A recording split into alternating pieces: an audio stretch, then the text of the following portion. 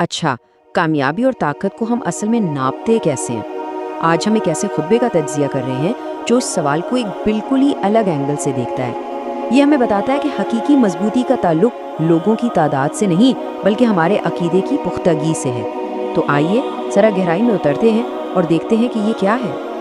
ये एक बहुत ही ताकतवर और शायद कुछ लोगों के लिए चौंका देने वाली बात है। मतलब ये ख्याल कि दीन अपनी बुनियाद में ही इतना मजबूत है कि इसे किसी बैरूनी सहारे की, किसी समझौते की या किसी नई चीज़ की ज़रूरत ही नहीं। यही हमारे आज के तज्जिए का मरकज़ी नुक्ता है।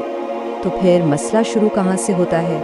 खुतबे के मुताबिक मसला उस वक्त बनता है जब पैरोकारों की तादाद बढ़ाने या दुनियावी ताकत हासिल करने के लिए अपने बुनियादी उसूलों पर ही समझौता कर लिया जाता है। ये एक ऐसी आजमाइश है जिस पर यहाँ बात की गई है। यहाँ एक बड़ा दिलचस्प नफ्सियाती नुक्ता उठाया गया है। कुछ लोग ये समझते हैं कि असल ताकत तो तादाद में है, हुजूम में है। वो मानते हैं कि भाई अगर हमारे साथ ज़्यादा लोग होंगे तो हमारा अकीदा ज़्यादा मजबूत हो जाएगा, और इसी चक्कर में वो अपने उसूलों से हटकर दूसरों से इत्तेहाद करने लगते हैं, ये सोचे बगैर कि वो सही रास्ते पर हैं भी या नहीं। और बस यही सवाल हमें इस तज्जिए के बिल्कुल मरकज़ में ले आता है। हकीकी ताकत आखिर है किस चीज़ में? लोगों के हुजूम में, मकबूलियत में, या फिर अपने असल पैगाम पर मजबूती से डटे रहने में? यही वो बुनियादी सवाल है जिसका जवाब ये खुतबा देने की कोशिश कर रहा है। चलें अब एक तारीखी और मजहबी सवाल की तरफ आते हैं। जब पैगंबरों का सिलसिला ख़त्म हो गया तो फिर रहनुमाई का ज़रिया कौन बना? ये एक ऐसा सवाल है जिसने उम्मत की पूरी तारीख पर गहरा असर डाला है। इस तसव्वुर को समझना बहुत ज़रूरी है। ख़ातिमुन नबीयीन का मतलब सिर्फ ये नहीं कि पैगंबर मोहम्मद सल्लल्लाहु अलैहि वसल्लम आखिरी नबी हैं, बल्कि इसका मतलब ये भी है कि अब वही के ज़रिए रहनुमाई का दरवाज़ा हमेशा के लिए बंद हो गया है। तो फिर ये सवाल पैदा होता है ना कि अगर कोई नया नबी नहीं आएगा तो आज के दौर में उम्मत की रहनुमाई कौन करेगा?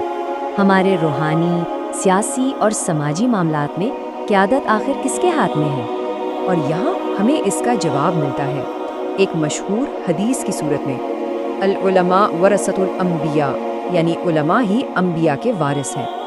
खुतबे के मुताबिक यही वो लोग हैं जिन्हें इल्मी और रूहानी रहनुमाई की जिम्मेदारी सौंपी गई है। वो सिर्फ किताबें जानने वाले नहीं बल्कि उम्मत के रहनुमा हैं।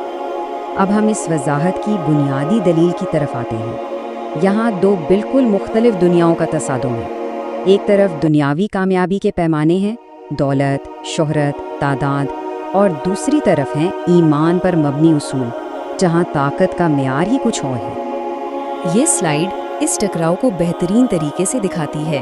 एक तरफ कामयाबी का मतलब है लाखों फॉलोअर्स, मीडिया पर मौजूदगी और बेपनाह दौलत।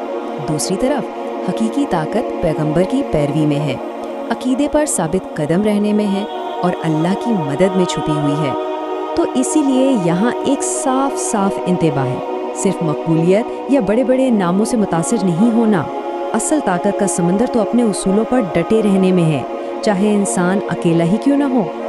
अच्छा, अब एक बहुत ही इंसानी एहसास की बात करते हैं। जब हम अपना मुवाजना उन लोगों से करते हैं जो दुनियावी तौर पर बहुत कामयाब नज़र आते हैं तो अक्सर एहसास कमतरी पैदा होता है ना।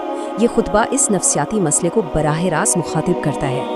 माखज़ में कुछ मिसालें भी दी गई हैं जो एहसास कमतरी का बायस बन सकती हैं, जैसे किसी के पास अरबों डॉलर हों, कोई बहुत रवानी से अंग्रेज़ी बोलता हो या किसी के पास बहुत ज़्यादा सियासी ताकत हो। ये वो चीज़ें हैं जो एक अहले ईमान को ये सोचने पर मजबूर कर सकती हैं कि वो शायद कमतर है।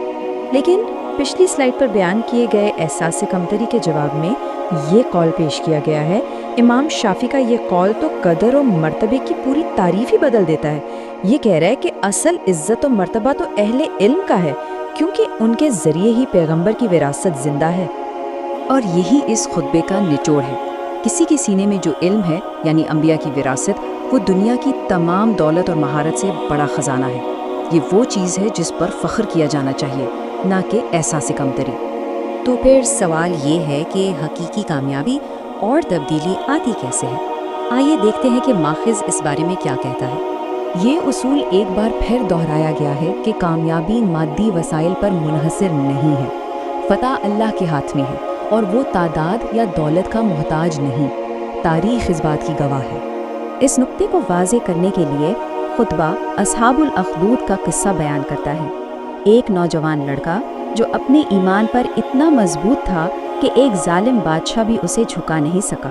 اس کی ثابت قدمی نے نہ صرف اسے امر کر دیا بلکہ پورے معاشرے میں تبدیلی کی ایک لہر دوڑا دی۔